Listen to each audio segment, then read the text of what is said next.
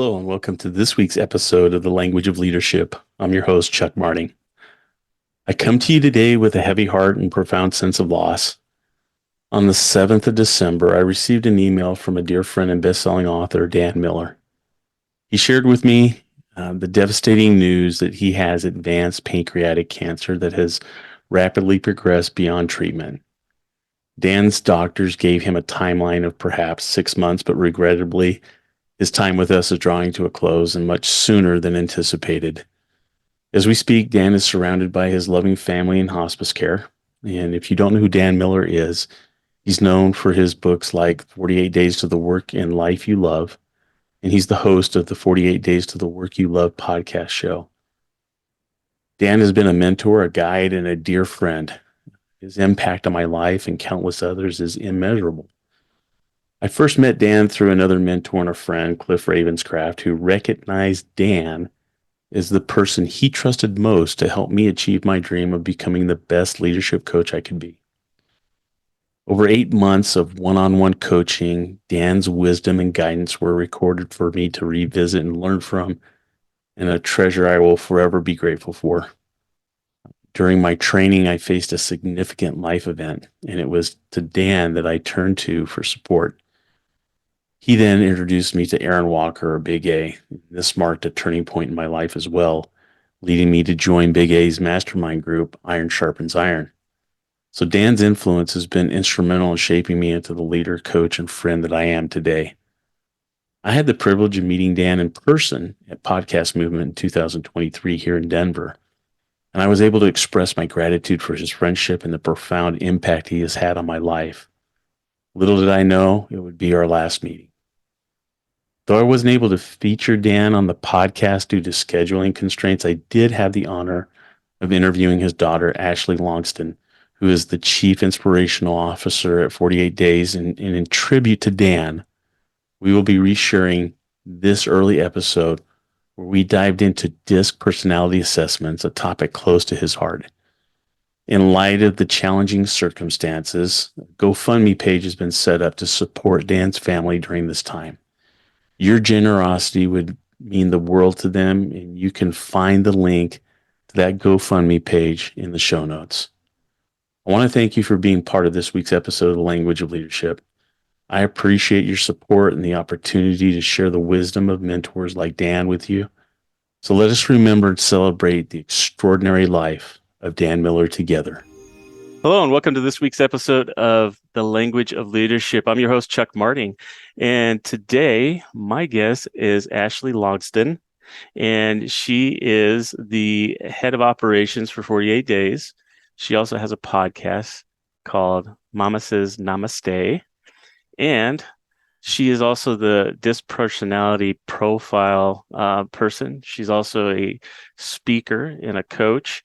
And everything DISC. I have got to know Ashley a little bit over the last couple of years, being involved with 48 Days and going through their coaching mastery program. And it's been awesome being associated with her and other people in the program. And it was just natural for me to want to have her here to talk about DISC personality profiles and how that will help us as leaders. And Ashley, thank you for being here. I appreciate it. Thank you. It's an honor. Of course, I was thrilled to get your request to talk today because this is a topic that I am very passionate about and I could talk for days about. So I'm thrilled to be on here and definitely see it as being a great resource and asset for leaders. You know, before we get started, I gotta honestly say that when I first started, I didn't know what DISC was until you and I had talked. Mm-hmm.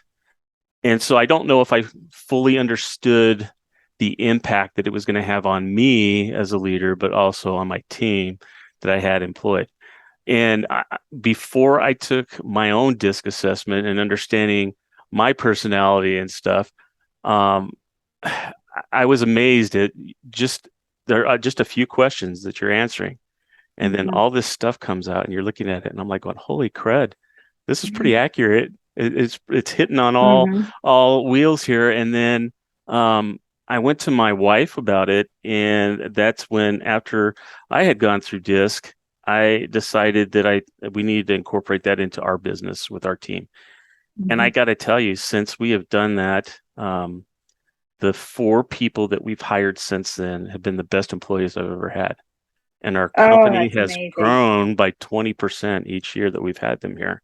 And That's so amazing. for me as a leader, it really helped me to understand how to communicate with them, how to motivate them, their style of instruction. So, obviously there are things that they're not perfect, and neither am I, but in order to go to them to help them improve on something, Hmm.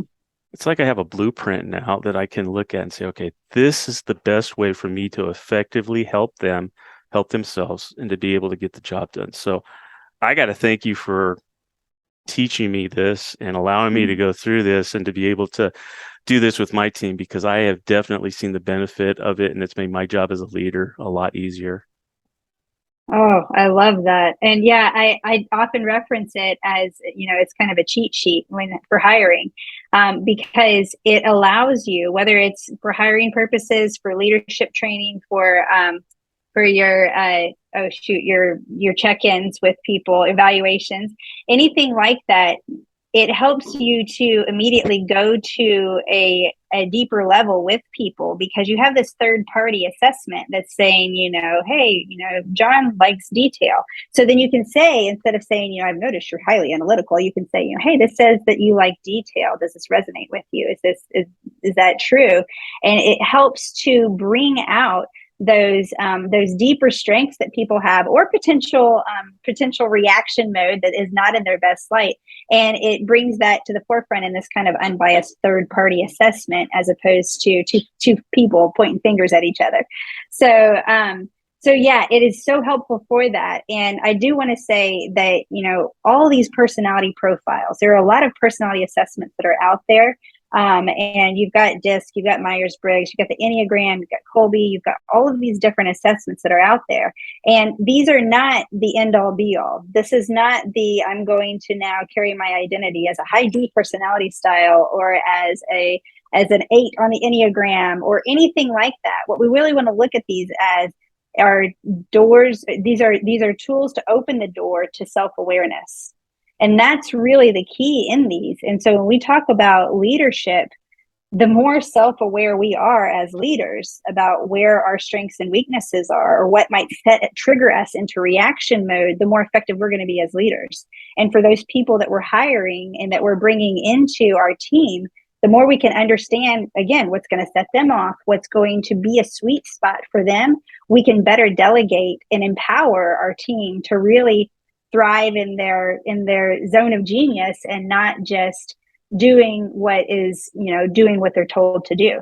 We found that our job descriptions have really shifted as we hire based on personality style, and we start to see, okay, maybe this task is not helpful, but this task is really great. And we really are able to create positions that fit the person so well that they're able to take it even further than if we were to just say, here, this is the role, conform to everything that we say here. So when you have a new leader that's coming in, how vital is it for them to do this first before just saying, okay, I need to give this to everybody else? Do you think that it's going to be key to their leadership, or in helping them assess the kind of leader they're going to be? Yes. Let's do a quick breakdown for anybody that is listening that doesn't know DISC, doesn't know what Awesome. these are. Yeah. So a really quick analogy for doing this is to actually relate it to animals, because we can instantly get those descriptive ideas in our head. So if we related this to birds, we would be looking at an eagle as a high D. So a high D personality style is going to be somebody that's very quick to get to the bottom line. They are, when you think of an eagle, you think of the symbol of freedom and power and leadership. And so with that, that's oftentimes the perspective for a D personality style. They are very decisive. They are determined. They love to get to the bottom line. What is the end result? They can be great at delegating, and great at tackling a challenge. They thrive under pressure. That is your high D eagle. Your high I is going to be like a parrot. Think very colorful in every way. High I personality styles are the influencers. They are they can be very charismatic, great storytellers, very engaging. They're going to be great for building that initial trust and rapport with people, and getting to know people, and reaching out and learning from the new. Then you have your S personality style, which is more like a dove. Think peacemaker. They are the steady ones that are great in supportive roles, and they do not care for conflict. So they're going to. My best analogy is always they flow like water, and just like water will flow toward the path of least resistance and will go for ease. They also, like water, can be a force to be reckoned with. Water can be very powerful, so it does not mean that somebody who likes peace does not have strength and power. They can lead in a very powerful way, in a different way than what that eagle would, for example. And then your C personality style is like an owl. And when you think of the image of an owl, you usually think of, the owl, the wise old owl with all the facts. Well, a C personality style loves all the facts. They are very analytical. They are very, C stands for compliance. And I first thought compliance, C's don't necessarily just give in and comply, but C's want to know, how was this done in the past? And if it was done this way, why break it? Let's keep doing this. Let's keep things the same unless I can innovate and create better. But I'm going to be looking at the past for answers. I'm going to be looking at systems and facts. I want to know the why behind things, and I want to dig into the details, and they thrive in the details. So that's a quick summary of these different personality styles. Clearly, a leader in each of these roles is going to approach people and experiences in very different ways. So a high D leader who recognizes that they are a high D and they're hiring for a supportive role where they're wanting to have somebody with, with great connections for customer service, for example, where maybe that high S personality style would be really great. Well, that leader, knowing that they're a high D, knowing that they're interviewing a high S, can approach them in a different way than if they were talking to another D personality style. Just simply recognizing that an S doesn't care for confrontation and wants to be seen in support can change the way that you interact with that person. And you end up getting the best out of someone, not when you change who you are, but when you speak their language. And I love that, the title of the podcast, The Language of Leadership. I mean, this is the language of connection.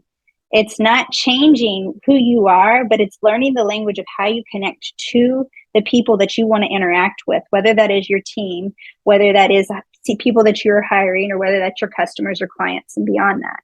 And of course, then I can take it even further, which is what I do with Mama Says Namaste, into your home. I mean, these conversations and understanding who we are help us to move forward with intention versus reaction. Because when we are set off and we are under pressure, we tend to go into reaction mode. And that eagle or that high D can become a micromanager who is insensitive to people's feelings because it's all about the end result and the task.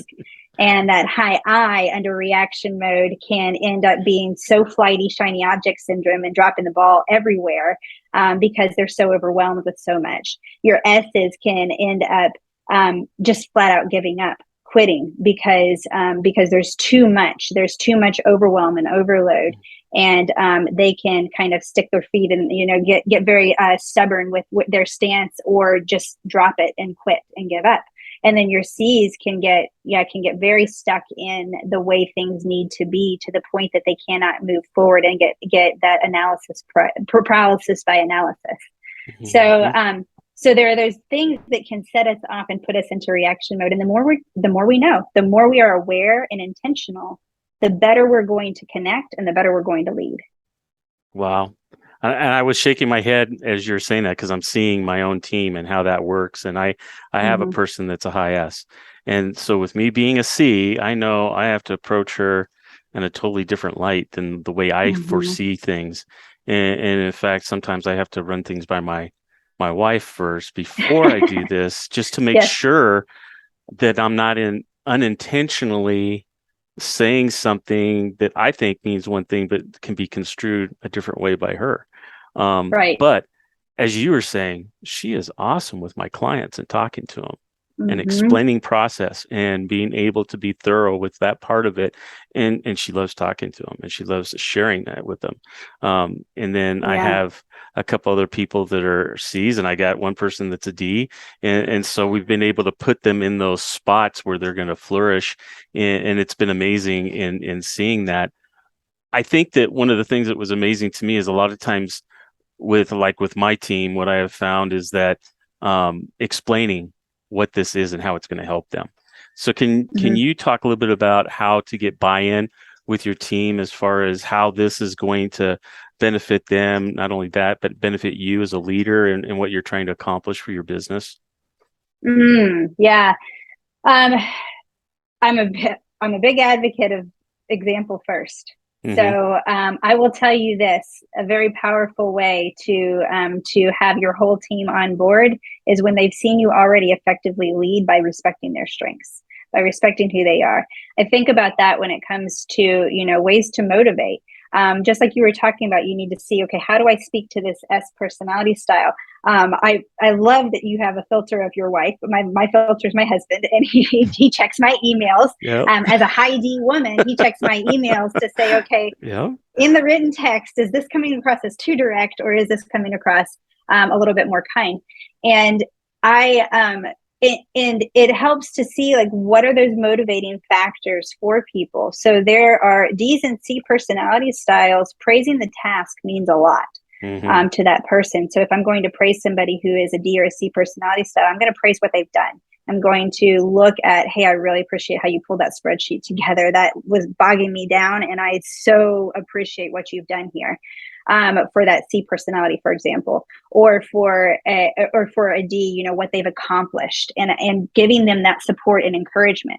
For an S and an I personality style, they're very people focused, and so they're going to be looking for the relationship. So a better praise for them is how they made you feel, how they were aware of what was going on. Hey, I really appreciate you, sticking up for me back there. I was getting a little bit bogged down, or I can't believe you remembered that was the coffee that I liked. I really appreciate that. Those little details matter. And when we can give that support and encouragement, and we can show value to our team by us personally as leaders recognizing their strengths and pulling that out and praising them in the right way, that is a really easy sell for everybody else to get on board. Because at that point, they're going to say, you can say, hey, I've been working hard at looking at how I can support you as a team better. And this is something that I've learned, and I've learned these things about myself. So, I mean, I am a big fan of the leader stepping up. Number one is the example, and number two, with transparency. Train your team, train your people on how to work with you first and foremost. I'm a high DI personality style. When you send me an email, I love bullet points. When you come to me with a problem, I really appreciate if you've already thought through a solution and can propose it to me. I have a much higher likelihood of responding favorably if I can tweak and adjust what you've come up with, as opposed to you coming to me and just delivering a problem. And so you're going to get a better response out of me. When you start educating people on how to work with you, and then you can say, and I learned this through this, Mm-hmm. that's a great opportunity to have other people excited about it, because you're not saying you need to know who you are. You need to fix yourself. You need to show up in this way. You're saying, I have learned a lot, and I want to pass this knowledge on and empower you as my team to step into your greatness and not just be a yes man and do what I say. I think that the biggest thing that I've learned from this, from my own assessment, is a lot of times you hear the phrase that that leaders are born, and I found that that's not the case. Leaders are Mm-mm. people that have learned how to become Mm-hmm. leaders. And the biggest takeaway that I've got from DISC is being able to see my team that I have and how they can add to me to help me be successful as well. So like what you're Yes. saying, one of my S person that's here in the office, she sees things that I don't, because I'm busy doing stuff and trying to put things in order, and I've got to have order with things, and she understands that, and I came in like today, and there was some stuff that I was wanting to do, but I put it off to the side. It's already done. She just did it, didn't even ask. And like you said, she likes praise. She likes to be recognized for those things. So what's a $10 or $15 Starbucks card to be able to come up and say, you know what, I really appreciate what you did. That was awesome. And this is how it helped me. Thank you. And I give her that card, and she's like, I just made her day. Yeah. It was a $15 card, but you know what? What did it mean to her? It's huge Right. because she's being recognized. And so I think that having been in a position where I really wasn't in a leadership position where I am now, and I have those eyes looking at me, to be able to do that is great. And I've been able to share that with other people and said, this is why you need to look at DISC, and this is how it's going to help you as a leader. I think that's so important, especially today, because I think after COVID and people going back into the workplace, we're seeing a lot of leaders that are kind of lost. They've kind of lost that momentum, and they're trying to get back on track. And I think this is the perfect thing for them to start with, not only for themselves, but for their team as well, to be able to get that success that they're needing. Did you see things like this with COVID, with people having to work from home? Did you see how DISC was either helping them or causing some problems with them? Yes. Oh, well, I feel like, oh man, when 2020 first happened, there was a poem that I read that just really hit me at that moment. But one of the things that it said is that, this is a time of people, kind of being forced to sit with their shadows. And during this time of 2020, there were a lot of people that were facing the reality of who they were in a whole new way, because the busy stopped. Yeah. Because it stopped, we had the silence of, oh, we have to sit with who we are and who I am and what I've created. And we saw a lot of people then that shifted because of that. And for some, it was, they spiraled down. For some, it was the wake up call they needed to have a new approach. And in that, there's been a lot of opportunity for introspection. And this is such an easy way to get there. Such an easy way to dig deeper with it. So yes, I mean, the clients that I've worked with and the people that I have talked to, and just things that I've done with 48 days with different groups and walking them through, seeing their graphs and seeing how personality styles changed and shifted as people kind of went in and out of survival mode, or kind of figuring out who they were or who they wanted to be coming out of this. And who do I want to show up as next is really powerful. And I know, even personally for me, I use the profiles as a check for myself to get myself back in alignment. Here I am. I've lived and breathed profiles literally my whole life. I grew up with this. It was part of my homeschooling when I was a kid. Wow. And so I've lived and breathed it, and I still recognize the power of taking profiles throughout my life, not because my personality changes, but my connection with myself can. And there are those times in lives where we have transitions, where we have things that shake us, jar us, or maybe where we question who we are or who we want to be. And those are those moments to have the opportunity to rewrite our story. Where do we want to go from here, and what can we use, and how can we be more true to who we are? And the profiles are such a great way of doing that. During the pandemic, I went in full leadership mode. That was all D personality style. Oh, wow. And I have I and C as well as a part of who I am, but I put those on the back burner. I was putting out fires left and right. I was making decisions. I was helping everybody else to not panic and everything else. And I got so much in it, I started feeling those extremes of the personality style. Every personality style has a different emotion they sit in, and a D would be anger. And I was getting angry. I was sitting in anger a lot more. And I took the personality assessment again, and I looked at my graphs, and I noticed that I had completely forgotten the other elements of who I was. And, something as simple as seeing it on that profile was the wake up call that I needed to go put down my work. And it was not that I changed anything with my work. What I did is I looked at, where do I need to fuel myself so that I'm better overall. And it was in my personal life. I went outside and I jumped in the pool with my kids and I swam around with my kids and I didn't wait to be invited. I went in and I had fun. I picked up cross stitch as a super detailed Wow. hobby. And I added in two things, playing more with my family and doing a technical, detailed craft. And these two things were able to feed and recharge me. And I came back to work way less angry and way more motivated for what I could bring forward.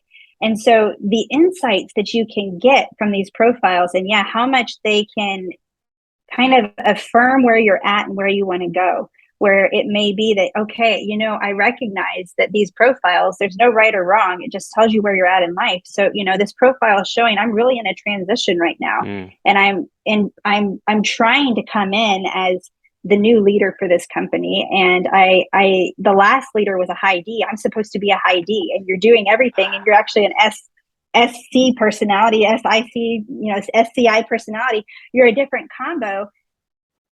There's only so far you can go in that without it becoming something that's so much of a strain because you haven't recharged in those natural ways for yourself and you suffer burnout.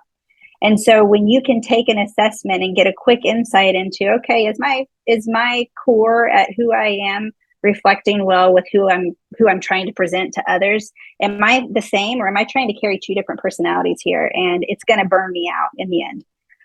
So there's so much that you can get from it that can just help you to do those little course corrections. Like I said, with mine, I had a skewed profile where it was up and down, and it wasn't that, I'm horrible with who I am. I've lost who I am. It wasn't that I had to do a major change, but I noticed these tiny shifts that added enough of a recharge that I was more refueled and energized and less angry for everybody.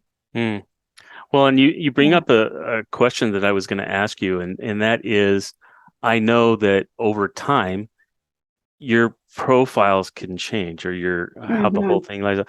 So how often should we look at reassessing or doing it, the evaluation again, or is there a time limit, or is it just when you start noticing, like what you were saying, you were starting to notice things here and there, and you did that? Is that when you do that, or is it a good time to say, okay, I'll check this again in a year or 2 years or whatever the case may be? Yeah. I oftentimes I look at doing profiles if I'm looking at a check-in of, I think things are going pretty well, and but I'm afraid I might be missing something here. If you're not quite sure if you've got a blind spot, it's a good opportunity.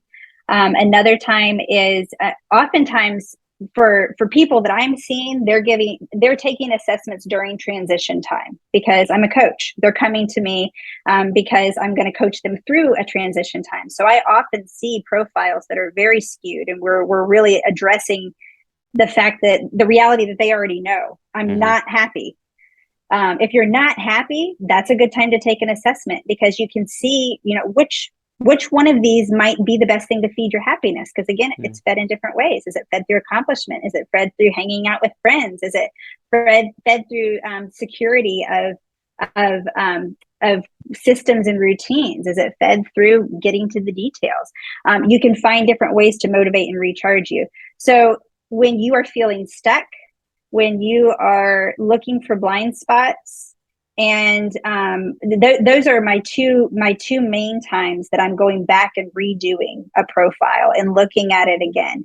And then oftentimes what I do is if I do that, then I say, follow up in a few months. Now you're beyond the transition. Now you have been in this new leadership role. For example, you've been in this new leadership role for 6 months.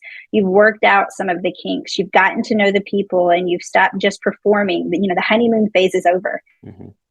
Now that you've got the honeymoon phase over and you worked through this stuff, now let's see, does your profile show that? Is that showing that you are in alignment with who you are and what your natural strengths are, and you're not overexerting yourself where you're going to risk burnout?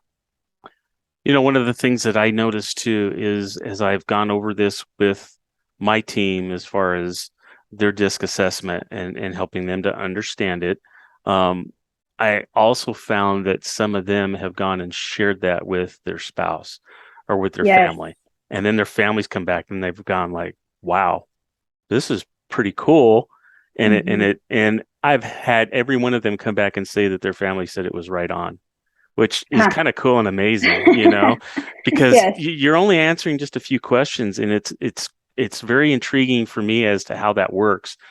But one of the things that I mentioned to a couple of my team members, because they have gone through some things that are affecting them at home, which can affect their performance Hmm. at work, not only to review that, but also maybe have people in their family look at doing one, not so much for leadership in a business, but I know there's different types of DISC assessments that people can take. Can you talk a little bit Hmm. about that on how that would work with people? Yes, and that's definitely the other sweet spot that I have. Uh, for as much as I'm passionate about personality styles, families is definitely a big part for me. And so, in my father's business, 48 Days, I'm working with people on really crafting the life they love around the work that they're doing. And Mm, so I went to so even with Dad's latest edition of his book, 48 Days to the Work You Love, I was really pushing for add the and life, because hmm that's my favorite thing to do. Is when I'm working with people in the business sector, I'm doing is I'm saying, okay, that's well and good, maybe this entrepreneur and these great ideas they have, that's well and good. How does that align with the life you want? hmm How is that going to support the life that you're dreaming of?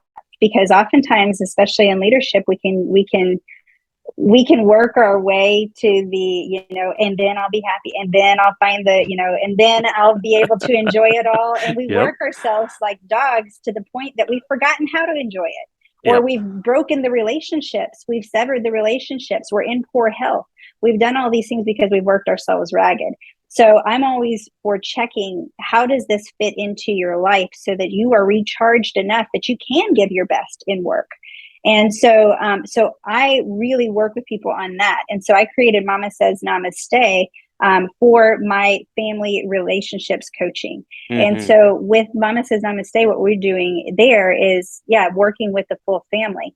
And there are so many business principles that can be carried over. And we spend so much time focusing on business and what is our mission statement? What's our vision? And when do you do that with your family? What's mm, your vision for your yeah. family? Have you ever actually sat down with your partner and said, like, what does this relationship look like? Or what are our dreams together? What are our ultimate goals? I mean, those are questions that are so powerful, and you will get so much more support for those crazy times at work when you have a family that understands and is on your team. And so what the profiles can do is really allow everybody to, just like in the work sector, can look at, how can we work as a family team? What are your strengths that you can bring into the family? And, how do I as a parent know what to motivate you with, or what's going to set you off? So we have profiles, and I have profiles with Mama Says Namaste. I have a quick assessment even for you to kind of get a read on a toddler and Oh, everything. wow. Now, granted, they're still developing a lot, but you can learn so much for how to speak to and how to motivate. My high C daughter, I have raised very differently than my high D daughter. Mm, My high D daughter and I have conversations that I would never have with my C daughter because they would hurt her feelings. But for my D wire daughter, it is, we're able to speak in a much more succinct and abrupt way. it's a love So language, basically. yes, Yeah. yes, and so learning the different languages for your family is such a great way to also help them to weather whatever you are doing outside of the home, so that you can understand that, hey, my wife really needs to have some security, and I'm about to go into a big business venture. And if I just tell her that I'm going to make this leap, that's really scary. And she's going to immediately go into shutdown because her security has been rattled. If I know this about her, I can approach this in a different way. Yeah. I can, I can just have another conversation and lay it out in a way where she can support me, where hmm she's more open to this conversation. So understanding the dynamics at home make a huge difference. And like you said, I mean, what happens at home is carried over into work. We cannot compartmentalize our lives. That's why I'm a fan of, the functional medicine idea of it's mind, body, soul. I mean, you have to address more than just the one broken arm? What else is going on in your body? What else is going on when you have somebody who's showing up at work who is struggling? There are other parts to the story going on, and this is such a great way to get insight and learn instantly motivators, support, and triggers for people to help them to bring out their best. You know, I've told my wife and one of our managers, I said, you know, we see the people on our team sometimes more than their own families do. We know when they come in if something's going on. We can pick up on that sometimes quicker than their own family does. Or we've had times where we've had family members call us and say, "Hey, I'm concerned about so and so. Have you seen anything at work that would cause them to be distracted," or whatever the case may be. So then that kind of keys in for me as a leader to be able to say, okay, I need to kind of check in with that individual and see what's going on, if there's something I can help them with. And I think that's the biggest thing for me, is it's been such a strengthening tool, not only for me, but for my team. And so I know through my own experience how powerful this can be and where it can go. So, I mean, I don't see a downside in this, in having to learn how to do this and to implement it into your team. So if we have people that are wanting to get with you on this to go just a little bit deeper, because like what you're talking about with a toddler, being able to know that language to talk to them, I think that's cool. I mean, especially for new parents, you know, when you're just trying to figure things out, there's no instruction manual that come with these kids. You kind of have to learn it on your own, and anything that you can get to help you is awesome. So if you could talk a little bit about that, because I am definitely going to put that information in the show notes. I want people to be able to reach out to you, to be able to find out more about DISC, because I know that it can be a very powerful tool for anyone that wants to take the time to learn it, to put it into play. So what do we need to do there? Yes. So I have a lot of content on my podcast where we do talk about the personality styles. So the Mama Says Namaste podcast is a great one. And since your podcasters listening to this podcast, that's the first place I'm going to send you, is to the Mama Says Namaste podcast. We actually started it out. I started it out in seasons. So I have a whole season on personality styles. It's the first season. That's the only season I've done by myself, though, because the second season went straight into marriage, and I talked my husband into joining me. And after 263 episodes, he's still with me. So my husband and I share a lot on there, and we talk a lot about personality styles because it does add so much to this. So I want to share Mama Says Namaste podcast. If you are looking for digging deep with your family and really learning about how to get started there, I going to mamasaysnamaste.com, and you can have that in the show notes for how to spell that.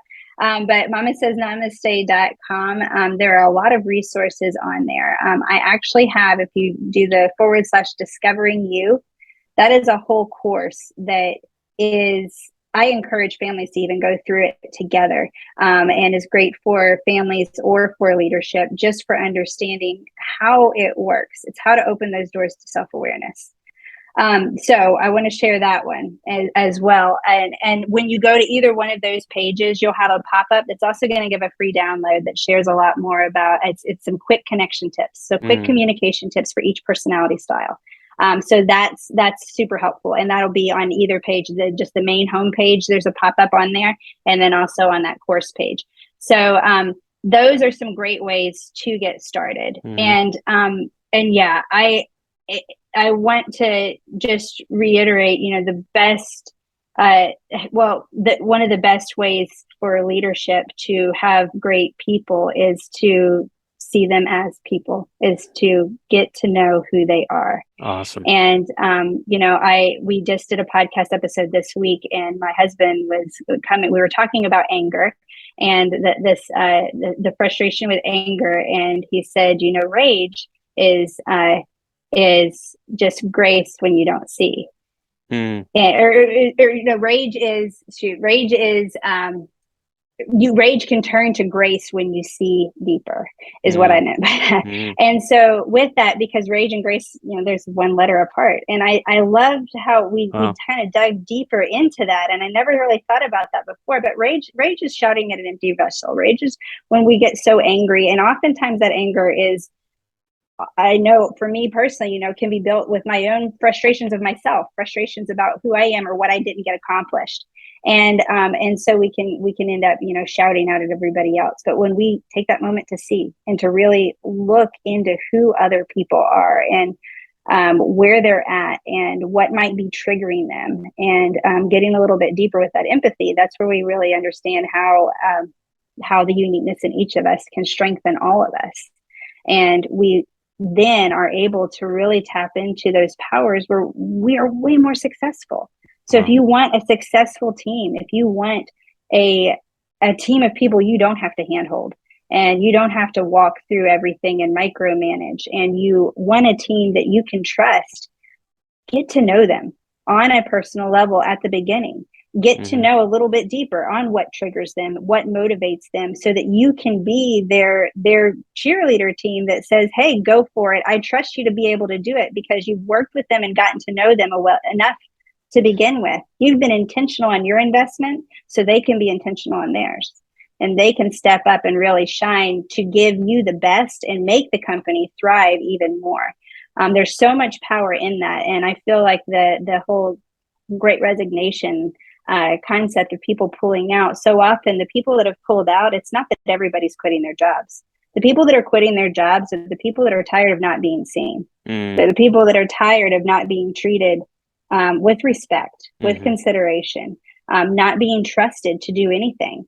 Those are the people that end up moving away because they're not seeing it. So trust your team, empower your team. And you can do that by knowing them, knowing what their skill sets are, what they can bring to the table, and letting them do that. And you end up with, just like you said, those employees that are helping you, and you're making you are more profitable as a company because of the fact that you have been more strategic about who you hire and helping and empowering them to be in the right fit for them so they can confidently represent your company. Awesome. This has been great. Thank you for sharing. And I know that we're coming to the end of the podcast here, but I have a couple of things that I do at the end. And I just want to take a moment to acknowledge you and all the things that you've done and how your leadership skills have shined through as far as being in association with you, seeing how you interact with other people, and you truly live what you preach. And it's very obvious, and it's obvious in how people react and how people respond. So I just want to thank you, because sometimes people don't get that acknowledgement that it's recognized and what you do matters. So thank you. Thank you. I appreciate that. The other thing I wanted to ask, and it's something that I've learned in leadership too, is that it's a continual process. I have found that there's so many different things in leadership that I can take from here and there and put them together and keep adding to the arsenal that I have of tools to pull on. And one of those things that I really love doing is to study and to read and to learn more. And so if you were to go to lunch with somebody and you were to have a discussion with them, and they said, and you were talking to them, and you would look at them and say, look, you've really got to read this book. This is something that's really going to help you. What would that book be? Goodness, I'm on a book kick right now. I've just finished my 16th book this year. Oh, wow. And yes, and I have been going through so many, and it is so hard to choose just one. So much has to do with who I'm talking to. So when I'm talking about leadership, a quick book that is a really great one for getting started is The One Thing by Gary Keller. Okay. Quick and easy, and keeps me focused on what's my one thing, so I'm not too overwhelmed. So The One Thing and The Power of Full Engagement is another one that is a great one. And I'm blanking right now on who wrote that one. Power of Full Engagement is the name of it, though. I will find it and put it in the show notes. So yes, those are two great ones. Now I'm going to give one other one though, because this is one that this was the first book I started out with at the beginning of this year. My father got it for me for Christmas, and I I devoured it, and then I read it through, every single bit of it, with my whole family, and we all read it together. So I've gone through this book twice this year, and that is Atlas of the Heart by Brene Brown. I've heard of that. I've not read it yet. Yes. And the reason I love it is because she identifies every single emotion that's out there and gives you way more of a language and a vocabulary for what it is, and those little nuances that can take, what's empathy versus sympathy versus pity. And you can see those little nuances that can change and completely completely have a different relationship with somebody, a different interaction with somebody. So it's a powerful one for getting insights into all of the different emotions that are out there, and how to flow through them. I mean, we aren't here to block out all of our emotions, but we're here to figure out how to utilize them in the best way so we can keep moving forward. And that book was wonderful for it, and I definitely enjoyed that one. Awesome.